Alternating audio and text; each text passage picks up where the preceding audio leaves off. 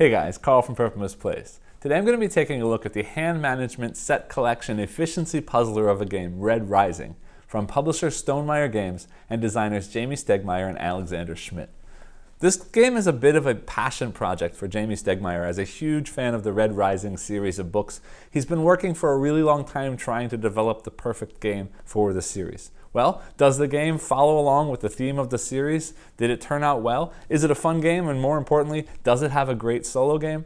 Meet me down at the table to see how it plays, and then I'll meet you back up here to let you know what I think. Alright, so before we get started, I just want to point out that everything you will be seeing in this playthrough is from the deluxe edition of the game. So all of the components are the deluxe components and might differ from what you will get when you pick up a retail copy of the game from somewhere other than the Stonemaier website.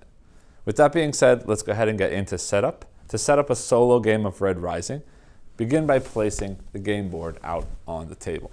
Next, place out the tray of helium tokens, the die, this sovereign token, and then shuffle and place out the character deck. Next, to set up our player areas, I'm going to take these 6 house tiles and give them a shuffle. I'm going to choose one at random for this playthrough. So I will be playing this time with green, which is Diana. And we'll explain what this means a little bit better when we get into the rules, but for right now you can see that it says whenever I gain the sovereign token, even if I already have it, I'm going to place 1 influence on the institute. So I'm going to have a little bit of an advantage on placing cubes in the institute. And you'll see what that means in a minute when we get into playthrough. And now because I'm green, I will go and get the green components. So first we're going to place out the 10 green cubes, and then we'll place this green fleet token on the 0 space of the fleet track. The deluxe version of the game also comes with these color-coded card holders. I'm not going to use this just for ease of seeing the cards on camera, so I'm going to leave this off screen, but just I wanted to let you know that it does come with the game. Next, to set up the AI player, we're going to take the AI deck, give it a good shuffle, and then set that over here off to the side. You'll then also give the AI player a color. In this case, I will give the AI player the purple player pieces just to have them stand out better from the green pieces on camera. So that means the AI player will also get 10 cubes and will also start with their fleet marker on the 0 space of the fleet track. You'll then be selecting the first player at random. And in this case, the AI has been chosen to go first. So I'm going to put the little first player marker over here to remind me that the AI is the first player. And then finally, we need to finish setting up the main board. First, because we are playing a 2-player game with the AI, we do need to place 3 cubes of a 3rd color up here in the Institute as a sort of dummy player that we're both competing against. And for that, I'll use this sort of copper-colored cubes so that they stand out again from our own cubes as well. Then we're going to take the AI priority cards, A, B, C, and D, give them a good shuffle, and place them out on the board in each of the 4 areas. So we've got C, B, A, and D. And then finally we have the Luna bonus card. We can see that in Luna we have A. So I'm going to look at the card, and A pairs with D. So D is currently in the Institute. So that means we're going to flip the card so that the Institute is showing, and we're going to add that into the Luna column. I'll explain why we're doing that in just a minute when we get into an AI turn. Next, we then need to seed the board with 2 character cards in each location. And then we will deal out the player cards. I get 5 character cards, and the AI is going to get 2 cards face down. And then finally, we need to sort of set up the AI scoring goal for this game. There's a card here that is odd and even. We have to figure out whether there are more odd or even cards out here on the board. So let's see, I've got 1, 2, 3, 4, 5, 6 even cards, and just 2 odd cards. So even is the winner this time. So we're going to slide this card under the center of the board marked even. And you'll see what that means later on, but basically what that means is that the AI is going to be scoring more points for even cards than odd cards. So I want to do my best to prevent the AI from collecting a ton of even cards whenever possible. So Red Rising is going to play out over a series of rounds until myself or the AI have reached level 7 on the fleet track, have placed 7 of our own cubes in the Institute, or have taken 7 of these helium tokens, or if one of us has either done 2 of those 3 things. And then when the game end is triggered, we will finish playing out the round, meaning since they are the first player, as soon as I take my last turn, the game will be done. And throughout the game, I'm going to be swapping cards with cards that are on the game board, working to sort of build the ideal hand of cards before the end of the game. And what that means is each card is going to have a unique scoring point in the upper left corner, but we'll also have unique bonus scoring at the bottom that will sort of work in certain ways depending on which other cards it's paired with. So I sort of have to work through this efficiency to build the best hand of cards that are interacting well with each other to score the most points at the end of the game. Now for the AI, they're not really paying attention to what cards they get. They're only paying attention to odd and even, and they're just going to score more points for even cards than they will for odd cards. In addition, though, to scoring our cards, we're also going to score points for the fleet track based on the number of points below our marker on the track. We're going to score a number of points based on the number of cubes we have in the Institute, with the person having the most cubes scoring 4 points per cube, the second most scoring 2 points per cube, and the third most scoring 1 point per cube. And then finally, we will also score points for each helium token we get, scoring 3 per helium token. And whoever has the sovereign token at the end of the game will also score an additional 10 points. So on my turn, what I'm going to do is I'm going to be able to choose to take one of 2 different actions. And that would be either a lead action or a scout action. For a lead action, I'm going to choose one of the cards in my hand, and I will play it to one of the 4 locations. And you will see that when I play a card, known in-game as deploying a card, each of these cards is going to have a deploy action printed here on the card. So whenever I deploy a card or play it to the game board, I'm going to also be able to do whatever it says on this card in this spot.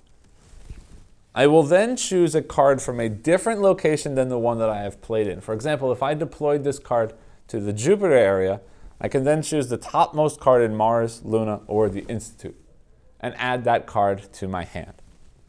And then from whichever location I have taken the card, I get to also activate the action of that location.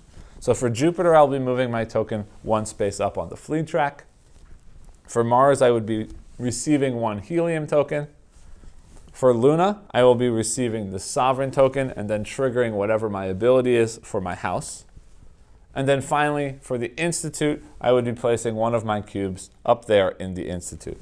So again, a lead action is deploying or playing one of my cards to a location, triggering the deploy action on the card that I've played, taking a card from any of the other locations that I did not play to, and then triggering the bonus action for that location from which I took the card. The other option I have when taking a lead action, instead of taking a card from one of the 3 other locations, I can instead take a card from the center deck here. Now the downside is I don't get to see what that card is, but it also means that I don't need to take a card that's visible that I have no interest in taking. And if I take a card from the center deck, instead of taking the action printed on the board, since there isn't one, we're going to roll this die instead. And this die is going to let me take the fleet action, collect a sovereign token, take 1 helium token, place 1 cube in the Institute. Those are the 4 normal actions. But it will also let me take this action, which lets me look at the top card of the center deck and then place it in any location. Or this action if it comes up, which just means we're going to banish or remove the top card of any of the locations from the game. Instead of taking a lead action, I can also take the scout action. And the scout action means I'm simply going to turn over the top card of this deck, placing it in any location, and then gaining that location's bonus. So for example, I could take the top card of the deck, place it in the Institute, and then place 1 cube up here in the Institute section of the board. Now that's not going to be very helpful because that doesn't change my hand, and my hand is ultimately how I'm going to be scoring the most points in the game. But what that does do is it allows me to avoid swapping cards from my hand if I want to keep the hand that I've already built at that point in the game. Okay, so then for the AI's turn, since they're going first anyway, you can see they have the first player marker as we set up at the beginning. I'm just going to walk you through their turn by letting them take a turn. All right, so now let me walk you through an AI turn. Since they are the first player and they will be going first, I'm going to do that just by showing you an AI turn. And they're going to start by turning over 2 of these cards one at a time. And each of these cards is going to show me 3 things. First, it's going to tell me where to place a card, then where to take a card from, and then it's going to tell me possibly to either banish the top card of the deck, removing it from the game, or if there's a star in this location, it's going to tell me to take the bonus action of whatever location I took that card from in the second step. So in this case, it's saying we need to place a card from the center into A, which is here. And then we're going to remove a card from the Jupiter section on the board, which is right here. And that gets added to the top of their deck. It's worth mentioning that anytime I steal a card from them, if I have an ability that lets me steal, I will always be stealing from the bottom of their deck. In addition, I did forget to mention in setup that we did remove the Loan Shark card from play. The Loan Shark card cannot be used in the solo version of the game. In addition, the Auctioneer, EO, Psychologist, and Rogue cards are also going to have special rules in the solo game that are printed on these cards, and that's because those cards are cards that interact with other players, and in this case, the other player is an AI. So if any of those 4 cards do come out, I will use those rules to explain them to you at that time. So then the AI takes their second turn, flipping over this card. We're going to place in C. We're going to take from the Mars location, which is here. And now you'll see here that there's a star. Because there's a star here, they are going to take the action of Mars, which means they're going to get 1 helium. Now you will remember at the beginning of the game, we put this extra card in Luna. That means anytime that they take the bonus action of Luna, not only will they receive the Sovereign token, but in this game they will also be adding 1 cube to the Institute. And after the AI has taken their turn, we're simply going to set those 2 cards aside, and we'll keep doing that until their deck runs out, in which case we just shuffle the deck and keep playing as normal. Again, remembering that the game end will trigger when either myself or the AI has reached 7 on the fleet track, placed 7 cubes here, and gotten 7 helium. Now, either one of us could do each of those things, or if one of us ever does 2 of those 3 things, the game end will also be triggered, and we'll play until I've taken the final turn, and that will be the end of the game. So now before I start my first turn, let's go ahead and look at the 5 cards that I've started with. We'll take a quick look at what's out on the board, and we'll start thinking about a plan before I start playing. So first I've got this card again. Forgive me if I pronounce any of these names incorrectly. I'd say Aja or Aja. This is a 15-point card. If I play it as my first action or as I deploy it as the lead action, I'm going to choose an opponent, which would be the AI in this case, and they would banish one of their cards. Again, that would be banishing the card from the bottom of their deck, and then I would banish this card. This card is also worth an additional 15 points if it's in my hand with the Octavia card. Next, I have the Developer, and the Developer says it's 9 points. If I deploy this card, I can gain any other card from the location where I deployed it, and if I do, I can end my turn, or I must end my turn. Now, it's worth mentioning from that ability, at any point during the game, I'm free to look through any of the cards in any of the locations. I simply can't change the order of those cards. And then the Developer also has the bonus scoring that I can gain the core value of the top card of any location. So right now I could score 17, 15, 20, or 16 at the end of the game if this card was in my hand. Next we have the Severo card. The Severo card gives me 15 points. When I deploy it, I can banish the card directly underneath it. And if I have the Howlers card in my hand, I can also show that card to instead take that card rather than banishing it. And at the end of the game, if I also have Victra, the Howlers, or a red card, I will score 20 points. Next is Fitchner. Fitchner is a 25-point card. When deployed, if I deploy him at the Institute, I get to place 1 influence in the Institute. At the end of the game, if there's a red in my hand with Fitchner, I'd gain 10 points. And if I have Severo, I gain 10 points as well. I do have Severo, so we might think about that chain starting off. And then finally, the last card in my hand is this orange card. It's worth 15 points. And it says when I deploy it, I can gain a gold from this location, and if I do, I must end my turn. So I could pull out a buried gold card with this card. But also, and this is all of the orange cards act this way, you'll see this symbol here, that means endgame action. This card can be treated as any one named card that I need for any of my other cards. So for example, this Asia card needs me to have Octavia. So I could say that this orange card is Octavia for that purpose. And that might help us later on. But also this specific orange card is going to score me 10 points if it's with a gold card, and 10 points if I have no obsidian cards or black cards in my hand at the end of the game. It's also worth mentioning now that there are 11 different colors in the game: silver, copper, yellow, pink, gray, blue, gold, red, obsidian, orange, and violet, just so you know when we're looking at other cards. Now, I'm not going to pick up and show all of the cards on the board because that's going to take a really long time if we play through the game that way.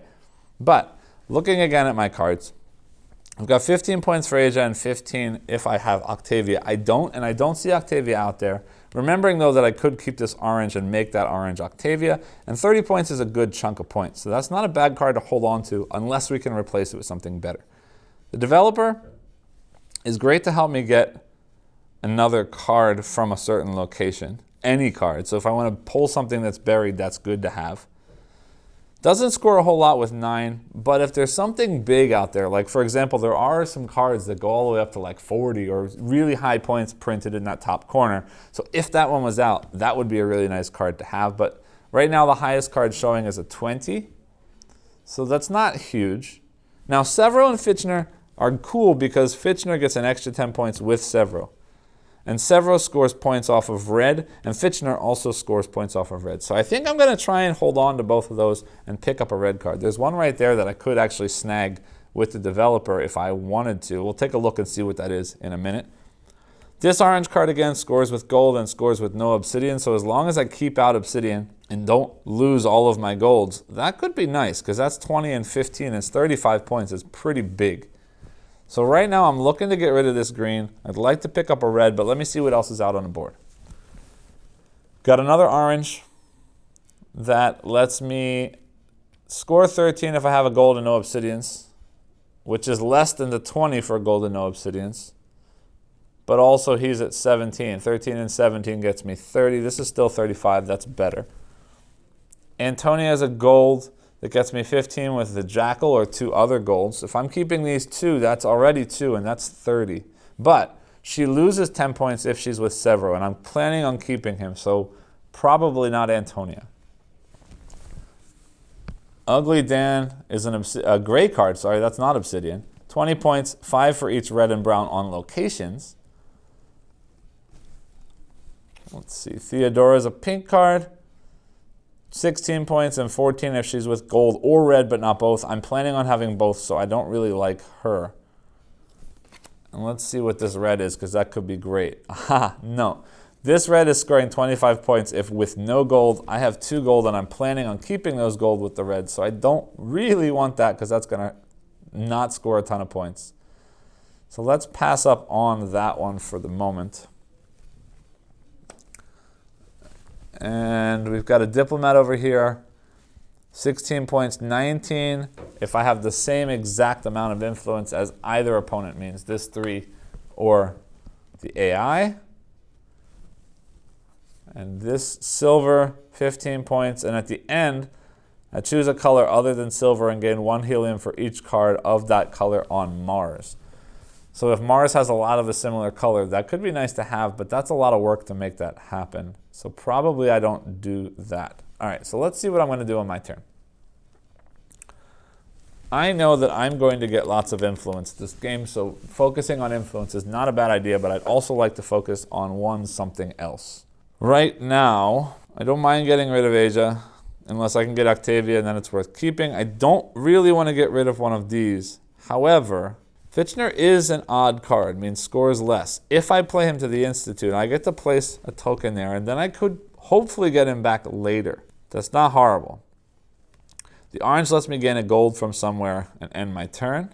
Yeah, you know what? I'm going to do that. I'm going to place Fitchner on the Institute, because that'll let me place one there. And then I get to take from one of the other 3 locations Ugly Dan's going to let me move red or brown around the board, which doesn't help at the moment.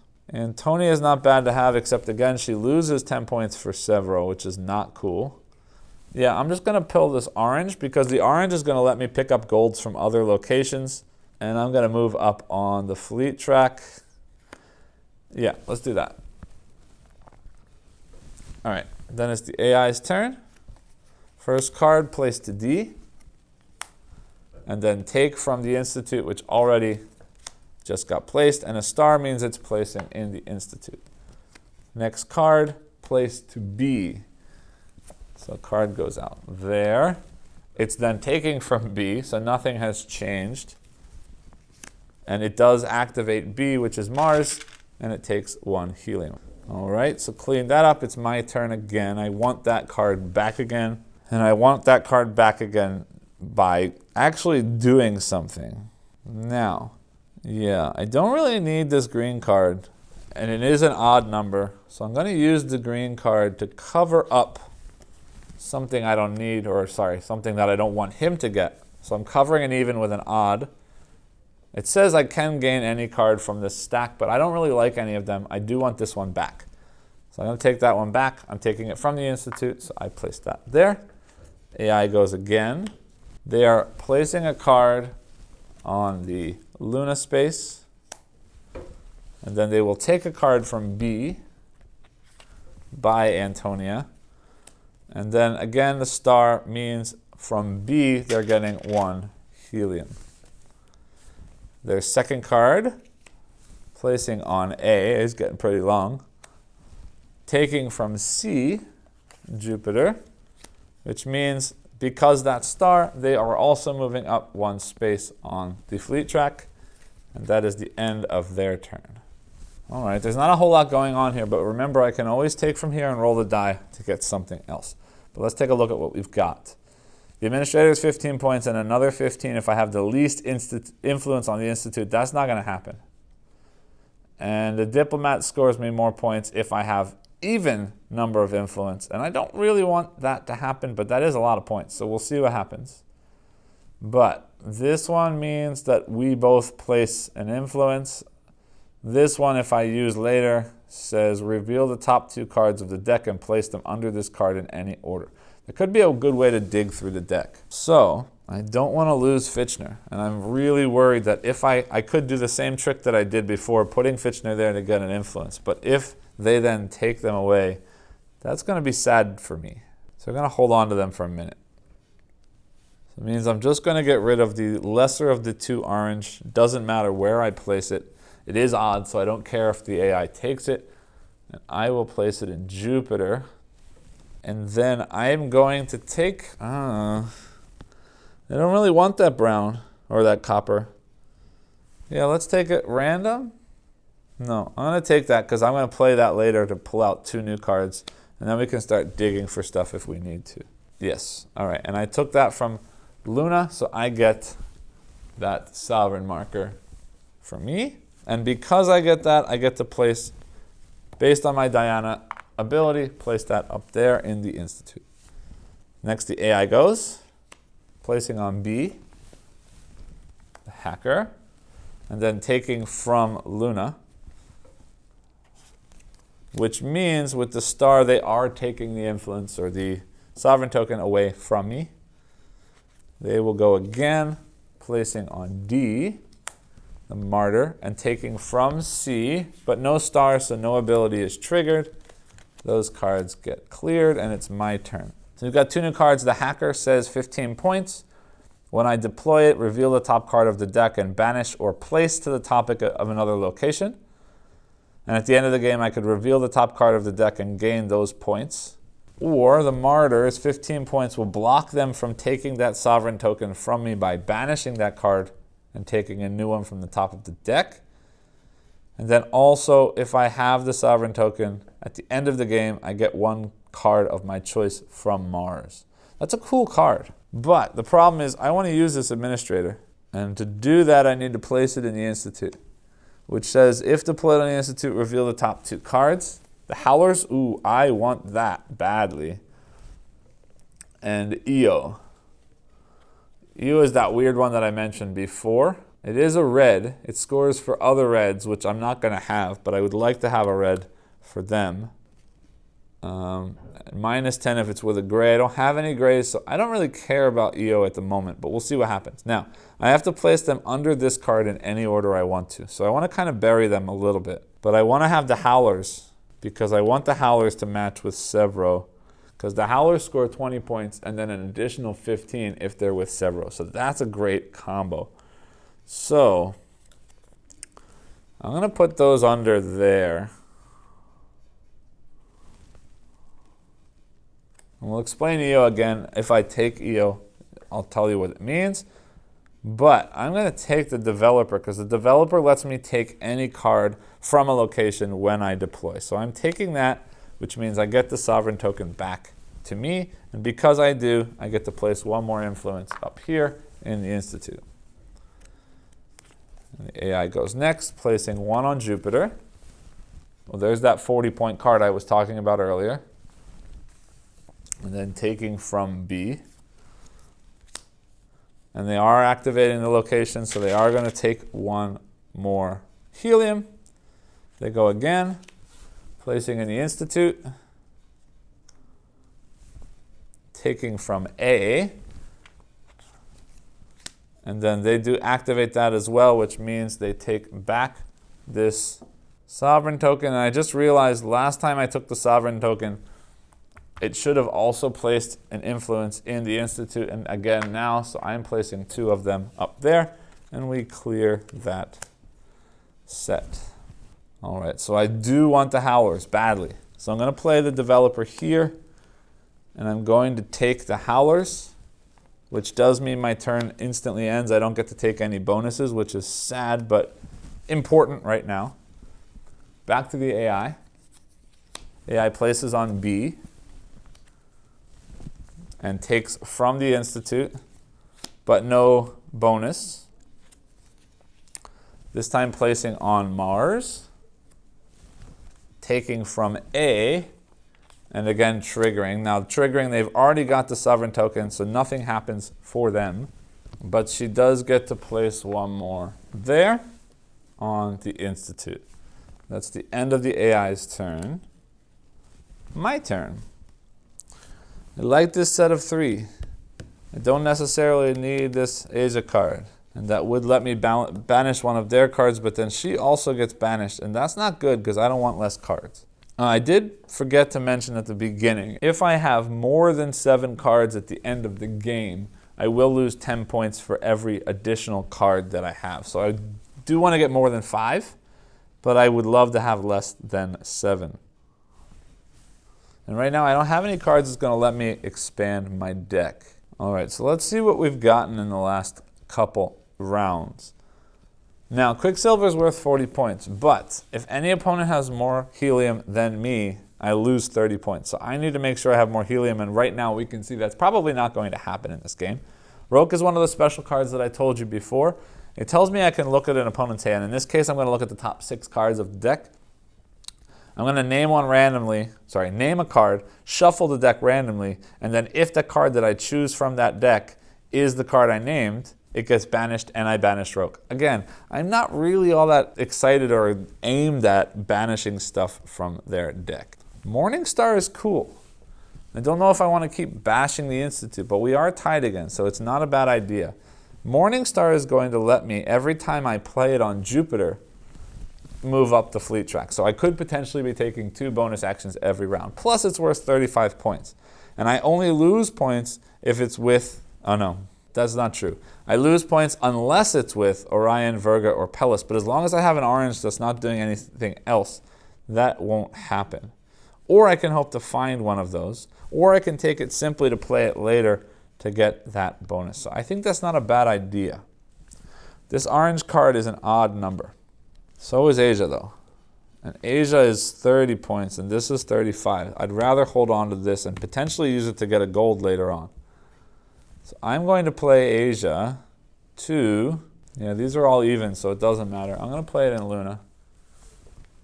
And then I'm going to take Morningstar, which lets me play 1 to the Institute. AI takes their turn, placing on Jupiter. Ooh, another gold. Let's have a look at that in a second. Taking from A, bye-bye Asia. And gaining the bonus action there, which again is this, which they already have, and placing one more in the Institute. We are really fighting over that area. Maybe that diplomat wasn't such a bad idea after all, but we'll see what happens. Next, they place in C, covering up that gold anyway, with a violet. I think that's the first violet we've seen this game. Taking from B, and now we'll see here the first time we've seen this. This is a discard or banish icon, so they're going to simply banish the top card from the deck. I'll place it over here because there's a chance, depending on which cards we play, we may be able to pull from banished cards later on.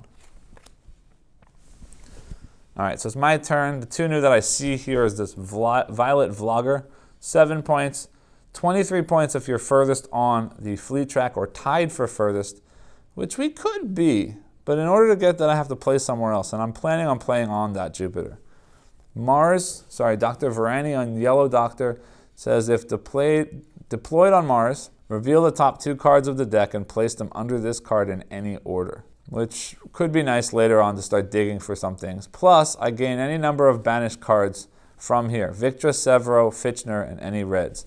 So if these two got banished, it wouldn't be the biggest problem, but it would be if they got taken by them. So I don't know that I like either of those cards. So what I'm going to do is I'm going to play the Morning Star to Jupiter to get my fleet up 1. And then I'm going to take from the deck. And we'll see what I get in a minute, but let me roll the die. And I rolled the Institute again, which is good because now I'm winning there, but that's where I usually place by myself anyway. The card I got was Octavia, worth 30 points. But I lose all of those points if I don't have either Sovereign Token or Lysander. So I need to have this at the end of the game or this is worth nothing. But also, if I deploy that while I have the Sovereign Token, I get the bottom card on Luna, and then I banish this card unless I've played it, unless I'm taking a gold. So if the gold card is the bottom of Luna, that's great. Otherwise, not so great. 30 points is pretty big though. So let's see what happens next. AI takes their turn. Placing on A, again taking from A, and we are banishing the top card of the deck. Next, again placing on A, taking from Luna, and then banishing the top card of the deck. Now it's worth mentioning Octavia was the one that scored extra for that card that I had before, but the AI took that card, so yay, but not so yay. I don't have the influence. I'd kind of love to have the influence, but I don't really need Arius. As he loses, he gains points if he's not with gold, and I have a lot of gold, and I'm not getting rid of all my gold, so I definitely don't want Arius. All right, so I have to play something.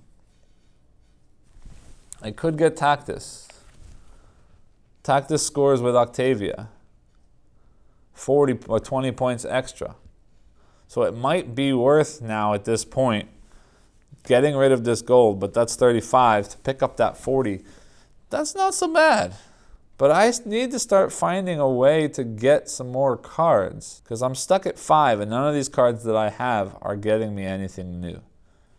All right, so anyway, I am going to do that. I'm going to play this card to that pile to take Tactus. And that instantly ends my turn. So the AI is going to take their turn, placing to A,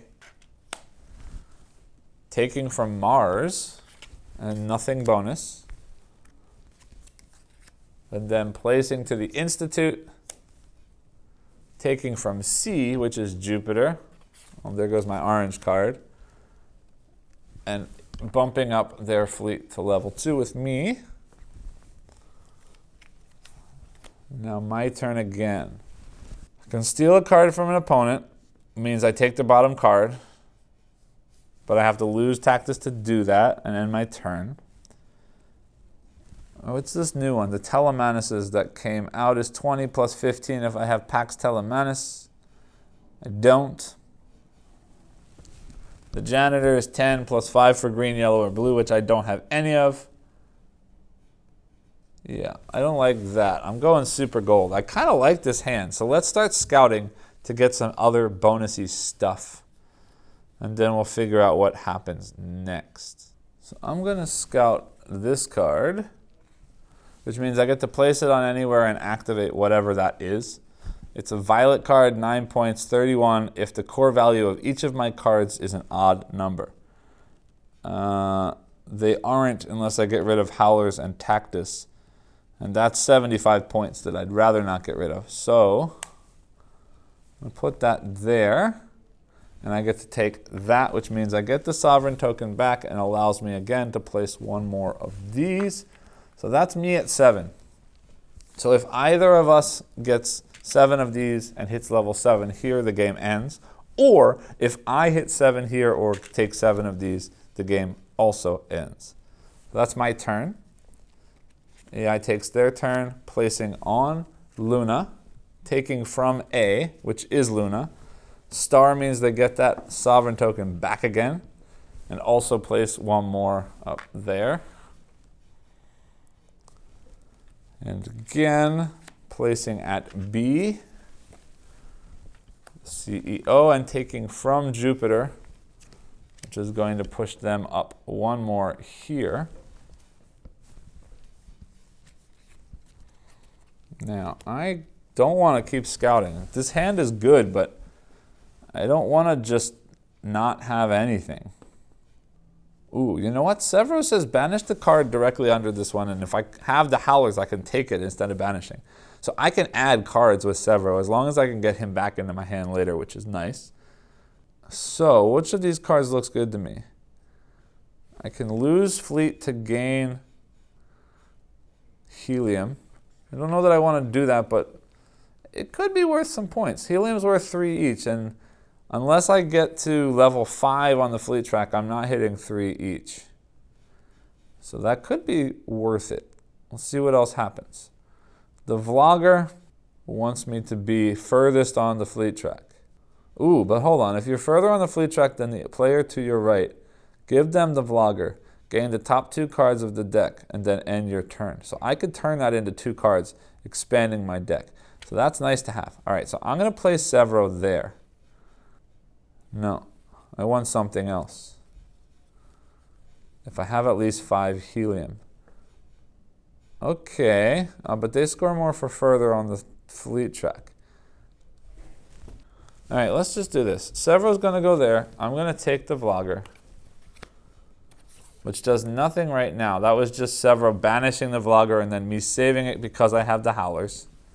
Then I'm going to take my card from the top of the deck, which is this one, roll a die, which gets me a Helium. And the card I get is Pellis, which is 5 points. If my fleet track is 5 to 7, I'll get 20 points. If it's 8 to 10, I get 35 points. Or when I deploy this, I can advance twice on the fleet track, which could be nice. All right, so let's see what happens. Yeah, goes next, placing on Mars. And taking from D. And D means the Institute, means they are now tied with me at the Institute. Next card, placing on C, which is sad because I want Severo and now he's blocked up. Taking from D again, but not triggering the ability. So I'm going to shuffle their deck. Okay, now, got a bunch of stuff that I want. I kind of want to have a red, but not right now. I'm going to get rid of Pellis. Move the card directly under this one to the top of another location. That's cool, but I like the Painter. Move a card from this location to the top of another location where there are no cards with the same color. There.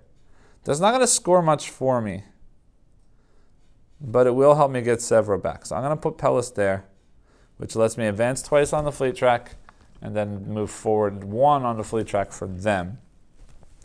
I'm going to take that Painter because it's going to let me get Severo back in a minute, and I take 1 from Mars or a Helium because I was at Mars where I took the card. Then we'll play again, placing an A. and taking from C. And they are going to then move up 1 on the fleet track. And then they are placing on D, which is the judge, and again taking from C, but no bonus. All right, so Severo's just been uncovered, which was originally the plan to use the 4D artist or 4D painter to get him out, but now I don't have to. Means, what's the priestess? If you have the sovereign token advance on fleet track, and that was going to be 40 points. If I have to at least 20 points, I'd have to get rid of that one, but Severo is also not at least 20 points. The judge gives me 10 points plus 3 for each of my cards. I'd need more stuff. All right, so let's see. I definitely want to get rid of the painter, which means, yeah, why not? I'm going to play this, move this priestess over here. Take Severo, move up on the fleet track. All right, and AI goes next, places in the Institute, or sorry, at Luna, takes from B, great, so there goes my priestess, and triggers B, which gets them another helium. They're at 5, and then again, placing at B, taking from Luna, which means they keep that and they place 1 more up here.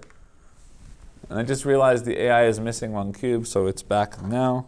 And then clean up for them. All right, so my turn. I'm not quite sure what the best thing to do is. I want to push the fleet track so I can play the vlogger and get some stuff from it, some cards from it.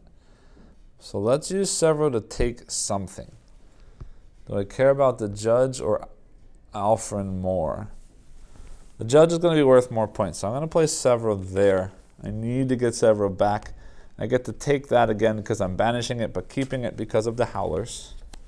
And then I'm going to take this card here because I want to push up on the fleet track, and we have to hope that they don't move up so that the next turn I can play Violet and take care of that. So AI takes their turn, placing on B. And they just stole Severo away. So we have to reorganize a little bit, but that's okay. Then placing on D. And again, taking from the Institute and placing 1 of their pieces out there. 2, 4, 6, 8, 9. I'm at 7. That's a problem. But neither one of us has 7 fleet or 7 on the thing, 7 helium. So I'm going to give the vlogger to them as my deploy action, which lets me take 2 cards from here.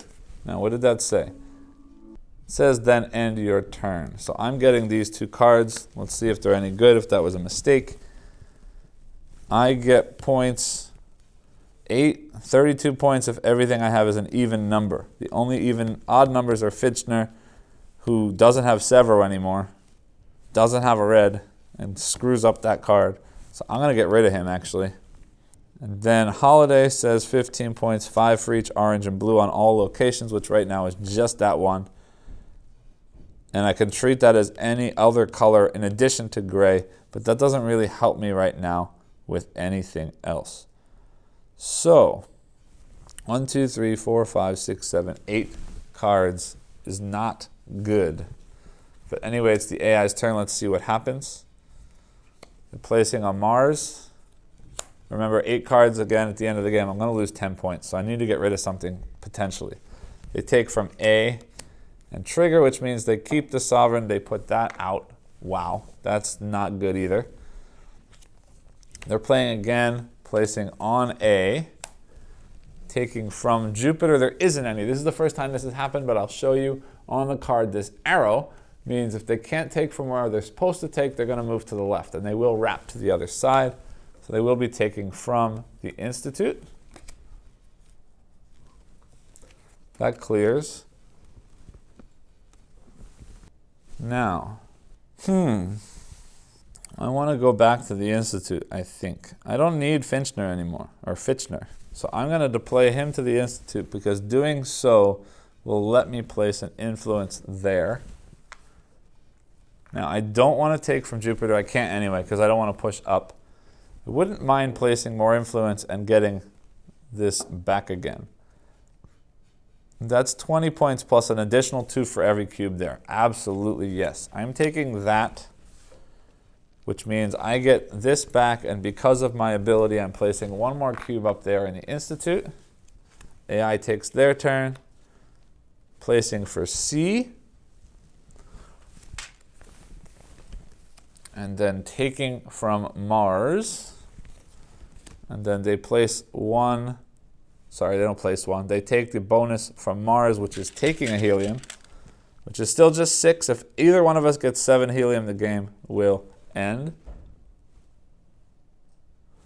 They play again, placing 2B, taking from B, and again triggering. So there's the 7th helium. So this is my last turn. And I need to get rid of an odd number and get an even number because this gets me a ton of points if I can get an even number. The only even number I see right now is that 14. So I'm going to have to take that 14. I'm not going to get the extra points because it's not with a blue, but it's still worth it, I guess. And it is an even number, which triggers that, which is nice. It'll get me another helium, which is nice. Yeah. All right, so I'm going to place this somewhere. It doesn't matter because this is the last turn of the game. Place that there. Take that one from Mars means I take a helium. And that there is the end of the game. So now we go into scoring. Now the game does come with a score pad that I will use to make this a little bit easier for us to score. So starting with me. End of game bonuses. The only end game bonus I have is this orange one that says I can treat it as any named card. We'll see what that's going to be when we get there, but I suspect it's probably Severo, so the Howlers score their bonus, but let's see what happens. Next is cards. We start with 30 points, and it says minus 30 if I don't have the sovereign token, but I do have the sovereign token. Then 20 points, plus 2 for each influence on the Institute, which is 1, 2, 3, 4, 5, 6, 7, 8, 9. So 18 and 20 is 38. Plus the musician gets me 8 points. And 32 points if everything is an even number and all of my cards are even, so I get 32 for that. Plus 20 for the Howlers. 15 if with Severo, so we're going to say that Scyther is Severo, so that gets me my 15 points. Tactus gets me 20, plus 20 if I'm with Octavia, Darrow, or Pink. He is with Octavia, so that's another 20. Plus, the Judge gets me 10, and then 3 for each of my cards, which I've got 1, 2, 3, 4, 5, 6, 7, 8, is another 24 points. Quicksilver gets me 40, but I lose 30 if any opponent has more helium. He's got 7 helium. I've only got 3, so I am losing that 30 points, which is really big, but oh well. Scyther gets me 14 and would get me 16 with a blue. There is no blue in my hand, so I don't get those points. So I am at a 241 on cards. Then my fleet level, level 5, shows a 21 points on the board.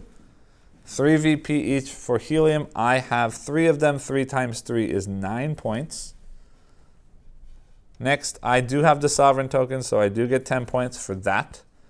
Unfortunately, he has 10 cubes in the Institute. I only have 9, so I'm second place. 9 times 2, because I'm second place, gets me 18 points. And then I do have an 8th card, so I do lose 10 points for that 8th card. So 241 plus 21 plus 9 plus 10 plus 18 and then minus 10 leaves me with a total score of 289. Now, we score the AI similarly. They don't have any endgame bonus. Their cards score uniquely. And the way that the AI cards is scoring is that we're going to take their deck and split them first into even and odd. So now that we've split them into even and odd, we're going to eliminate cards down to a maximum hand size of 20. And we're going to eliminate first the non-matching cards. And in this case, the matching is even. So we're going to remove odd cards first. So let me count first how many even cards we have. 1, 2, 3, 4, 5, 6, 7, 8, 9, 10, 11, 12, 13, 14, 15, 16, 17 even cards. We can only have 20 total. So we'll keep 1, 2, 3 odd cards, and the rest of the odd cards are removed. And then we're going to score based on the level that we've decided to play. So you'll see, based on this scoring card, that the AI is always going to score 70 points to start. And then we're going to score a number of points for matching cards and non-matching cards based on the level. For this playthrough, just because it is a demo level or demo play, I will be doing just the normal level scoring. So we're going to score 6 for matching and 3 for non-matching cards. So again, we had 17 matching cards. So that's 17 times 6 is 102. And then we have 3 non-matching cards. 3 times 3 is 9. So they're going to score 111 points for cards. Now again, I crossed this off, but let's put the 70 here so we remember. The AI starts with 70 points. Now, on the fleet track, the AI is 1 level below me, which is 15. They do have 3, 6, 7 helium. 7 times 3 is 21. They do not have the sovereign token. And they have 10 of their cubes in the Institute. They are first place, so that's 4 points each. 10 times 4 is 40.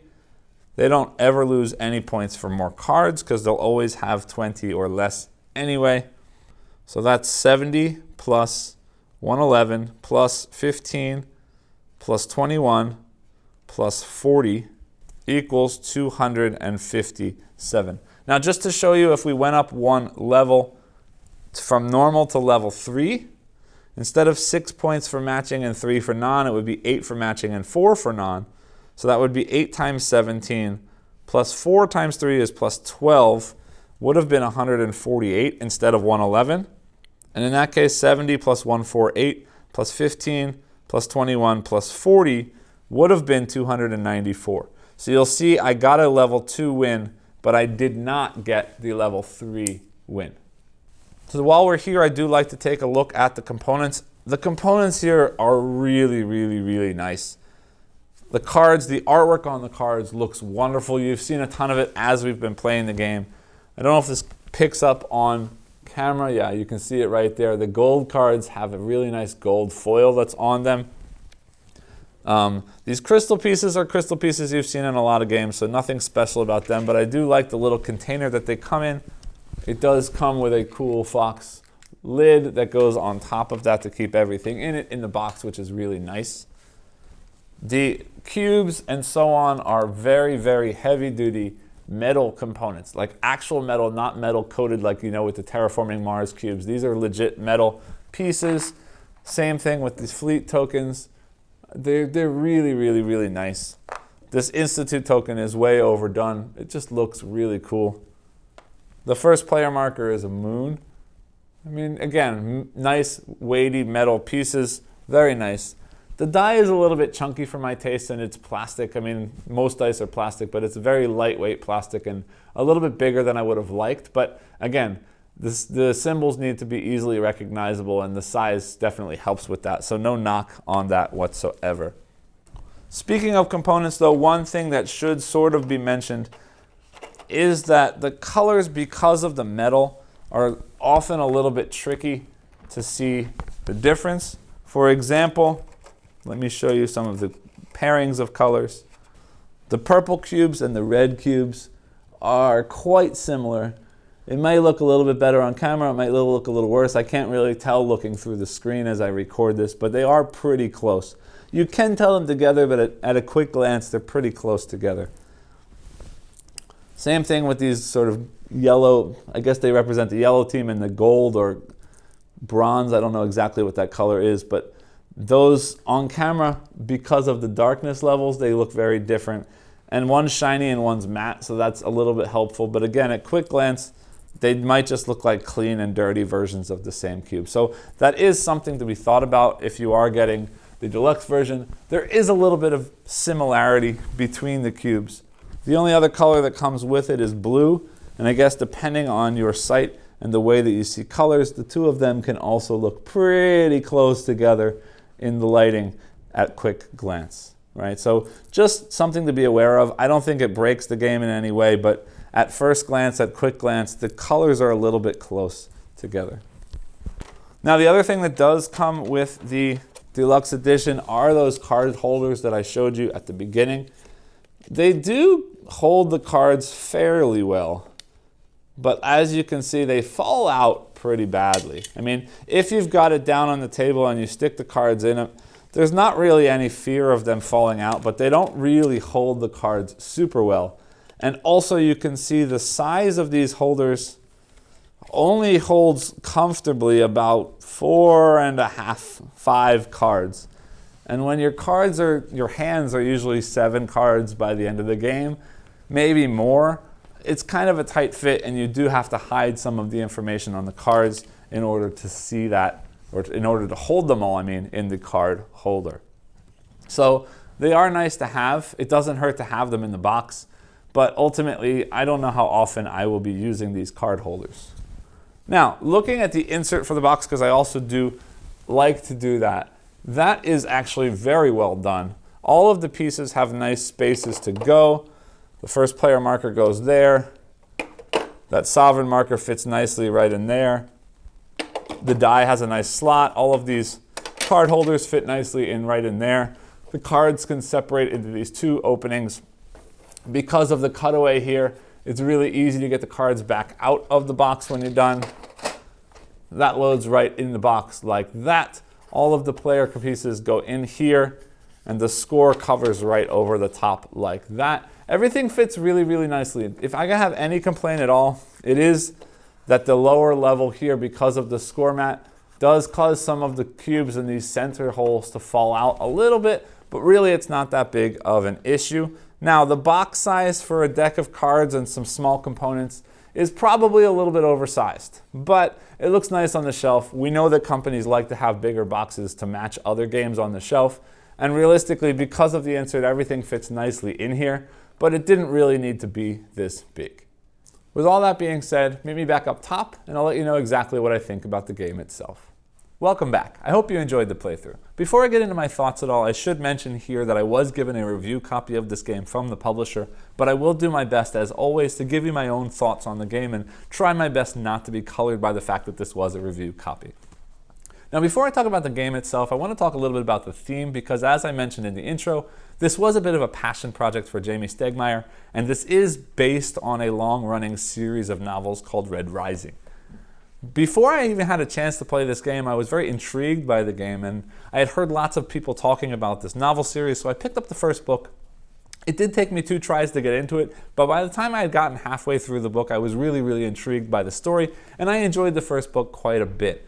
That said, it's been quite a while since I read that first book. I haven't had a chance to read the other books, and I don't really remember the sort of fine details of the book, so I can't really say how well this nails things, because I can't really say, which characters act the way that they should be acting and so on. But what I can say is it's clear that that love is here, right? The characters from the book are here. The artwork here really, really shines. The different factions, the different colors from the book are here, and they do represent what they represent in the book, and they do sort of play out the way that they would expect to play out. So I will say, I can't say for sure that it thematically works, but I'll give them the benefit of the doubt, because it seems like it does, and I don't know enough about the universe to say any more than that. Now, with that said, let's talk about the game itself, because that's why you're here. I'm happy to report that I was very, very pleased with this game. I tend not to be a huge fan of just straight card game kind of games, but recently I've been finding a lot more of these card games that I really, really do get into, and this is one that I really, really enjoyed. And the main reason for that is I really enjoy this sort of efficiency puzzle of of playing cards to get new cards and sort of swapping cards in and out and occasionally adding one or two here and there to sort of fill out this perfect hand of roughly 7 cards, maybe a little more, a little bit less, depending on the play. And this idea of developing the perfect hand of cards based on the cards that come out to you in the game that you're playing is very interesting to me, because I've said this in a lot of my other videos, I tend to be a tactical player rather than a long-term strategic player. And this is not really the kind of game that I can remember all of the cards in the deck and sort of set ahead a long-term plan, because the deck of cards is huge in this game. And in any game that you play of this, you're not going to see that many of those cards. So you can't really have a plan going in as a whole, because you don't have any idea of which cards you're going to see in any given playthrough of this game. What that means is you really have to be able to take a look at the cards that are available to you at the start of the game, and then as they come out throughout the game, and develop these more sort of short-term tactical decisions about how to best maximize the usage of all of the cards that are available to you at any time. And that short-term, constantly changing tactical puzzle is something that I really, really, really enjoy in a lot of games, and I think it happens, or it works really, really well here. Now, it could be said that there is a little bit of a negative that there are so many cards, so you may get a card that never pays off because you can never find a card that goes with it to score the potential bonus scoring for a said card. But that's why you've got cards like the orange cards that can sort of impersonate other specific name cards, or cards that can stand in as different colors in case you couldn't get the right colors. So there are a lot of ways to sort of manipulate or deal with the fact that certain cards may not come out of the deck in any given game. Another small negative here for me is it's always a beast to shuffle a deck of cards that's this big, and I'm never completely confident that I've shuffled them well enough that I'm getting a nice random assortment every time I play. So I really do have to take sort of extra time to make sure, I'm pile shuffling or doing something to make sure that these are really getting mixed up, so that every time I play the game, I'm not simply playing through the same sets of cards I played the last time, and that I'm actually getting a different random assortment. But that's a silly negative. It's worth mentioning. It doesn't really affect the way the game plays. So let's talk more about the way the game plays. Yes, this efficiency puzzle is great. Yes, the idea of playing cards to get new cards to build out this hand of cards is great. And if that was all the game was, I'd be happy. But it's not, right? You've got the fleet track. You've got that token that you're passing back and forth between each other. You've got the institute that you're placing cubes down on. You've got those helium tokens that you're collecting. And all of these things score in different ways. So while you're trying to build out this perfect hand of cards, you're also battling over these 4 different sectors for scoring points. And not only that, this battle for these 4 different sectors is also ultimately the way that the game ends. So if I see that I have a really good hand of cards, and I don't want the opponent to get a lot of cards that's going to score a lot of points, or to get a lot of something else, whether that be the fleet track or cubes in the institute or what have you, to score a lot more points, I can rush and sort of focus heavily on 2 of those areas so that I can end the game more quickly and score my cards more quickly to avoid any more potential building of score from the opponent. And I think that's really cool, that not only am I taking cards to build up my hand, but how I play the cards and how I take the cards is also playing these 3 tracks plus that token that's moving back and forth. And it really, really adds this extra level of, well, do I play this card to do something to sort of hurt my opponent? Do I play this card to get a good card? Do I play this card to work one of those sort of tracks in my favor? Do I play this card to rush the end of the game? Do I play this card to cover another card so that something else can't happen later? And there's this whole thought process that goes through playing a card and then taking a card. But the fact that the rules are just that simple, play a card, take a card, play a card, take a card, makes the game play so easily, but also have so much depth of tactical problem-solving thought going on that makes for a really, really, really fun game.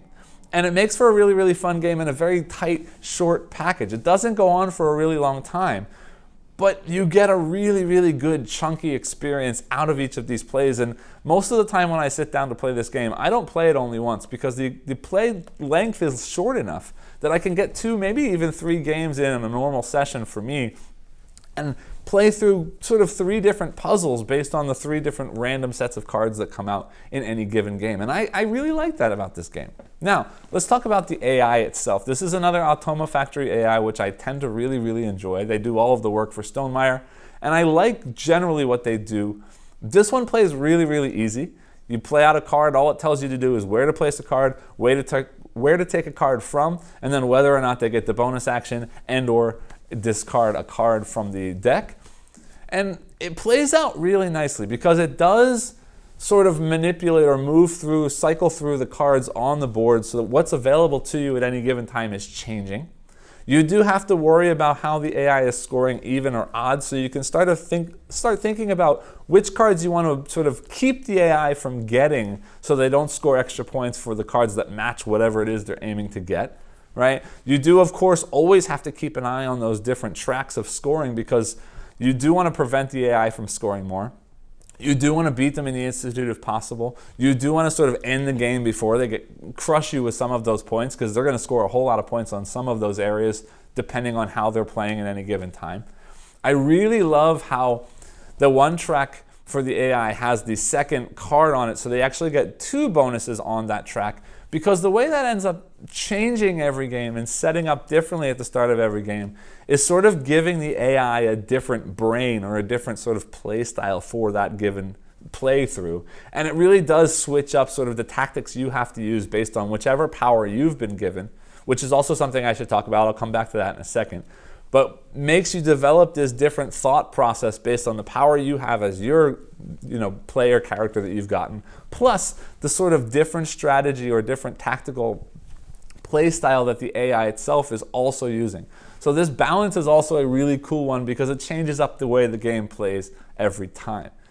Now, there is a little bit of negative about the AI, and for me, that's the way that the deck of or the hand of cards that the AI has, because every time I steal a card or every time I banish a card from the AI's hand, it always comes from the bottom of the deck, which means that as the game plays out, every time the AI takes a card, it becomes less and less likely for me to have any way to manipulate or interact with that card moving forward because it's getting placed on top of a growing stack of cards.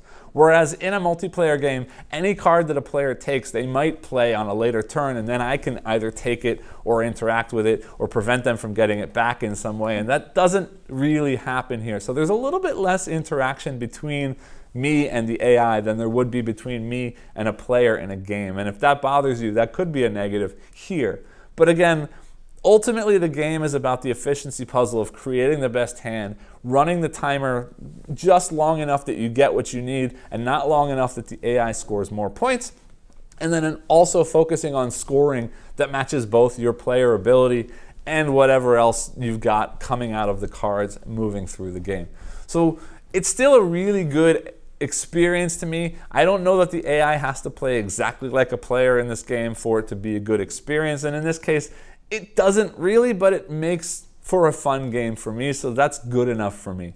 Now, I did say I need to talk about those player characters or player factions that you get at the start of the game that give you a slightly different ability when you do get that token, and that's fun to me because again it makes you focus on something slightly different, because not only do I have to focus on what cards are going in my hand, but I have to focus on whatever scoring condition my ability is giving me focus on. Or one of them gives me the ability to take one extra turn at the end of the game, and so on. So based on what those abilities are giving me, I have to think, well, maybe I'd rather take a card from this column because it gives me more points in such and such a space, rather than taking the card that I really want because I get more points from that column than I get from that card. And it adds to the thought process that goes on here. So putting all this together, I really enjoy the puzzle of the hand management, the card management in this game. I really like the idea of the different scoring also tied into the different timing. Yes, there's a lot of cards, which means there's a lot of randomness. Yes, the AI doesn't play exactly like a player character, but does it need to? I don't really think so. Overall, it plays quick. It's a nice, thinky puzzle of a game. It's a whole lot of fun for me, and I think it's definitely worth checking out at the very least. Yeah, I mean, for me, this is a winner. I'm going to keep this in my collection. Why not? It's a fun, fast, quick playing card game that gives me a nice little puzzle to play through without staying too long on the table, Nothing too negative here about it that really makes me want to not get it back off the shelf. So that's my thoughts. I recommend you check it out if you think it might be something you're interested in. If you enjoyed this video, please remember to like, subscribe, and hit the bell below, and I'll see you next time. Thanks.